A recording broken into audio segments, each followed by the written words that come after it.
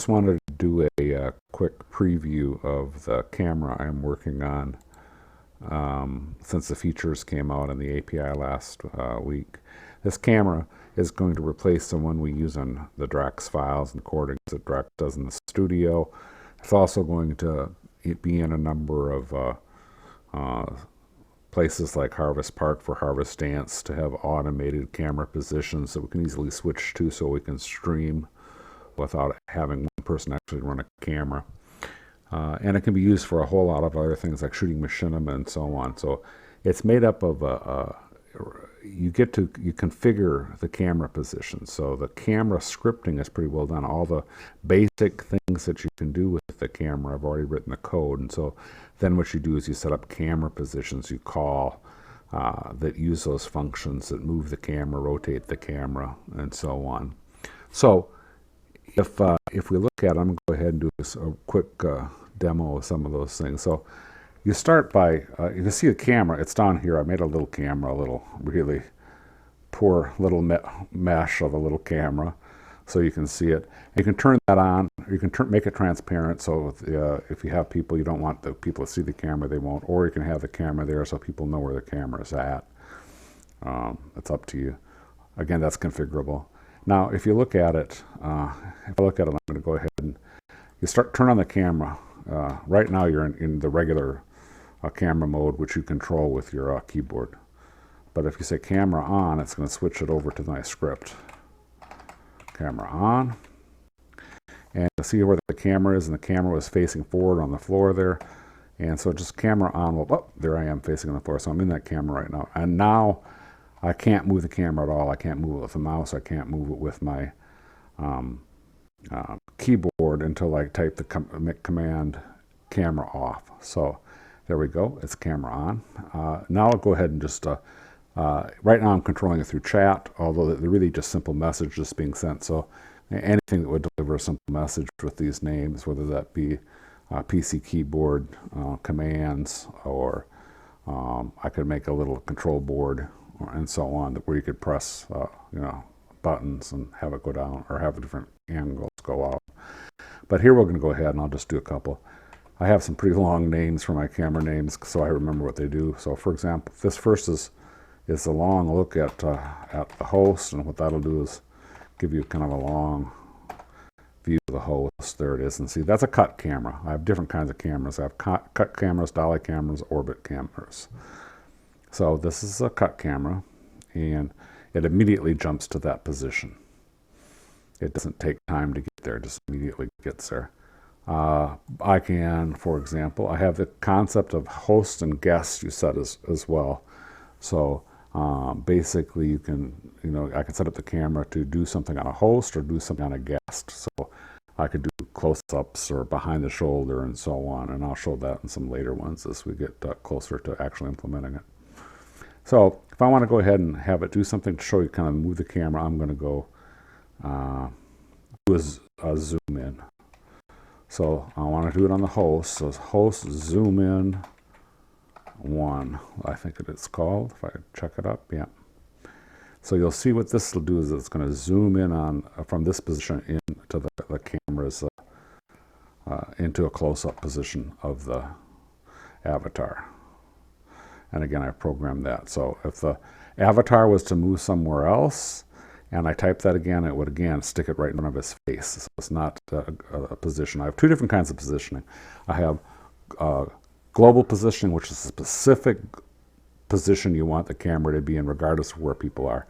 And then the idea of host and guest, which you configure. So you can say it does it relative to the host character, or the person you identify as a host and the person you identify as a guest. So here we go. Let's zoom out again just for, let's do the long look again, just to get it over there. Long look at host. There he is again. See, it was cut camera. Boom. Then you could, let's say I could dolly. I could do your typical dollies in. So this will be a dolly camera. So this will move and rotate at the same time. So there he is. Classic dolly camera. Now I could go again back there. Just show a couple little quick things of how this would, the long I should have made this shorter to type, but I'll go back to him. Went back to that first camera. Now I'm going to do a couple other ones. I'm going to move this over here. You don't have to rotate and zoom. You can just, or you don't have to rotate and switch positions at the same time. I mean, you can write it in such a way that I have a camera angle that just moves the camera and doesn't rotate it, for example. And that's my Dolly 2 I set up. Dolly 2. And you'll see what does, it moves the camera, but you see it doesn't rotate to face the character. Then I got another one, for example, that just controls a pan. And it's going to pan, called pan 1, another command. And it will pan back and look at the host. Then let's look at a couple other ones. I could just jump. I'm going to cut camera that gives me a close-up. So that's a host close-up 1. It's going to be a cut camera, so it's going to go right to the host's face. Yep, there it is.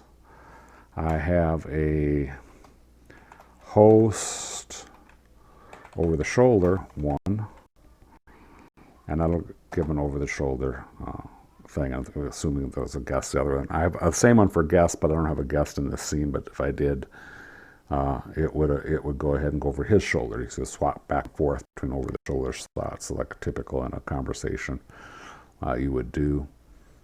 I think that's kind of shows kind of all the basic things. Oh no, there's a couple more here. I did an orbit camera, which is your classic, orbit around a spot. And you can orbit around a spot, a specific global position, or you can orbit around a character. So that's it. And just real quick, if we look at this, I'll show you how it's kind of configured. Again, it's configured with a string, much like my animation script, MPC animation script, and a number of other scripts I've written. So you can generate and add new camera angles without changing any code. And a number of things they do. And again, I'll document all this in a wiki before I release it. And let's go look at the camera. There's a camera. Here's 11 camera positions. There's my long look at host. And it works again like the NPC. So again, if you're familiar with that, if you're not, you should be. You could get that. That's a way to control animations that I wrote. Basically, it's a first event name, long look at host. So if you type long look at host in the chat window, for example, with a slash, it would go ahead and execute this string. The second parameter, they're all set to dummy here, but what that is you can put another event. So it can say, after this finishes, I want you to jump to, orbit 1. So it would do the long look at host, and then it would jump to orbit 1. So that way you could program a series of camera movements that would work together. 2 is the number of seconds after this is finished before you would execute that of that second event. So if you're looking at if this said long, let's look at host, orbit 1, and 2, that meant it would say after it did the long look at host, which is just a cut. So right after it did the cut camera, what it would do is wait 2 seconds, and then it would have executed orbit 1. Camera types, there's 2 types right now, Dolly and orbit. And Dolly and orbit, the Dolly actually acts as a cut camera as well. The only difference is, is a time parameter you'll see. So in this case, it's a Dolly, or it's a camera that can move. I said, hey, look at the host. So this can be host, guest, or global. So if it's a host, it says, oh, go find the host, and then the next X and Y and Z position, and the rotations here, which are following here in the numbers, do it relative to the host. And in this one, it does it relative to the guest, and this one just does it globally. It just, it's a position in the experience wherever you want it. This is the X position, Y position, and Z position. So the next 3 characters. And so that says, hey, do it at 0, X, so that it did it right, looking straight at the character. do it 10 meters away from the character, so if you remember it was a long shot of him, and do it 2 meters above the center, or the base of the character, so the 2 meters off the floor, basically, because your host is on the floor. But if he was up on a mountain, it would do it, based on however high the mountain was. Then the next three parameters are the X, Y, and Z axes. So you can 0 on the X, 0 on the Y, and then minus 160. So it was kind of aiming back at the character with it slightly skewed, with it slightly rotated in the Z axis. Now you can change the X and Y, and that's what's known as a Dutch angle in the film industry. So, but normally those are set to 0. And then we have timing. And so that is like here at 0, that means it's a cut camera. That means how many seconds do you want it to take to move to execute to this one. So it did it immediately, 0. Versus the zoom, like the zoom in, took 5 seconds. There's the 5 seconds, remember. And then the last one is one that's just used by the orbit camera. So it's always 0 in all these other ones. But in the orbit camera, you see it set to 5, and what that is the radius from the XYZ spot you pick, the radius away from the XYZ spot, whether it be a global place, a global XYZ coordinate, or local to the host. If it's if you said 000 and you said host, it would do it right on the host and would circle the host. So that's it. And like I said, I'll finish it up and it'll be kind of cool. And I think we'll be able to use it for a lot of things going forward.